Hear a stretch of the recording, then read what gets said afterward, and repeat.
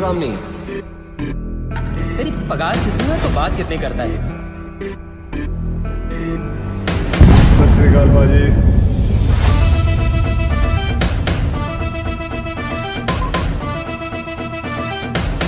क्या रे, कितना टाइम हुआ हमारे? 2 दिन हो गए। 2 दिन फिर भी लेके घूम रहा है बॉडी को? हाँ चला, जाओ दे। ए तुम चलो, ए बगा इकडे बगा जाओ।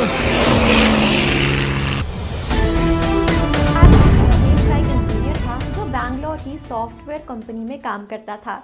उसने कई दिन वर्क फ्रॉम होम किया, मगर कुछ दिन पहले ही वो ऑफिस के लिए लौट आया था।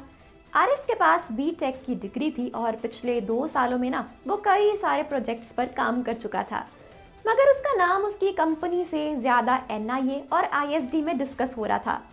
नेशनल इन्वेस्टिगेशन एजेंसी और इंटरनल सिक्योरिटी डिपार्टमेंट के बहुत से एजेंट्स आरिफ को ट्रैक कर रहे थे।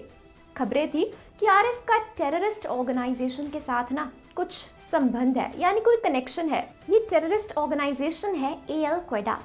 इतनी बड़ी ऑर्गेनाइजेशन के साथ कनेक्शन होने की वजह से आरिफ बहुत टाइम पहले ही इन दोनों ऑर्गेनाइजेशन की नज़र में आ चुका था और अब ये एजेंसीज ना हाथ मिलाकर इसे पकड़ने वाली थी। बस फरवरी 2023 में ही एनआईए और आईएसडी ने इस जॉइंट मिशन को अंजाम दिया। वैसे तो आरिफ इतना खतरनाक नहीं था, मगर एजेंसीज को ये नहीं पता था कि उसके साथ कितने लोग काम कर रहे हैं। अल क्वेडा ना बहुत बड़ी टेररिस्ट ऑर्गेनाइजेशन है, इसलिए वो लोग चांस नहीं लेना चाहते थे। 11 फरवरी को आरिफ जिस फ्लैट में रहता था ना, उस फ्लैट में इन एजेंसीज के ऑफिसर्स ने रेड कर डाली। आरिफ बैंगलोर में रहता था। सुबह सुबह उसे उठा लिया गया और पूरे फ्लैट की जांच पड़ताल हुई और शक बिल्कुल सही निकला। आरिफ के घर से ना जगह जगह से कुछ डिवाइसेस मिले जिससे वो कम्युनिकेट करता था। इसी के साथ कुछ मैप्स और डॉक्यूमेंट्स भी पाए गए उसके घर से, जो कि एग्जैक्टली समझ तो नहीं आ रहे थे, मगर एजेंसीज को डिकोड करने के लिए ना ये एक अच्छी खासी फाइल मिल गई थी।